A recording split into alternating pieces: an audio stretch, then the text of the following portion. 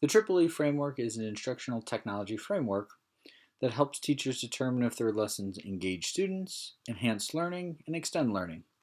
So we're going to talk about some examples of using Google Sheets to engage, enhance, and extend learning. So with Google Classroom, it's a great way to create a template in Google Sheets and then create a copy for each student. So there's an overview. A gaming company asked people which game console they owned. They recorded the results below. So Google Sheets is super user-friendly, just like any other spreadsheet application. If you wanted students to create a chart, they could simply highlight information and then go to Insert Chart. And then if they do that, a chart is automatically created. You can customize it by saying, what does a pie chart look like, or a different line chart.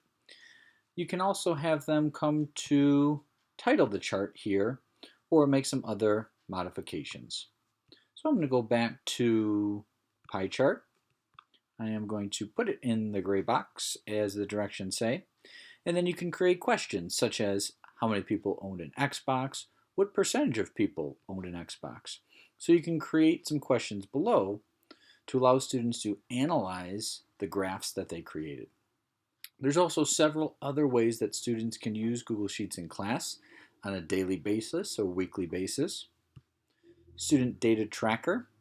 This could be used for fluency, words correct per minute, or any other data that is tracked on a daily, weekly, or monthly basis.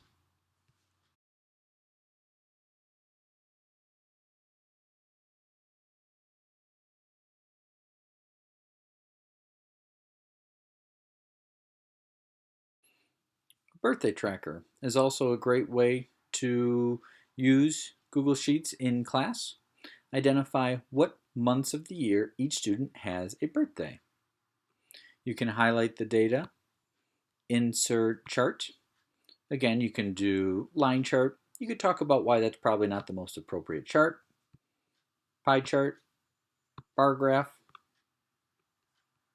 student pets.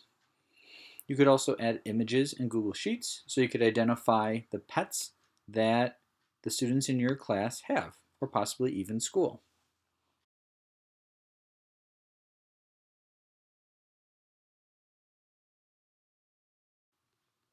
Then finally, student choice.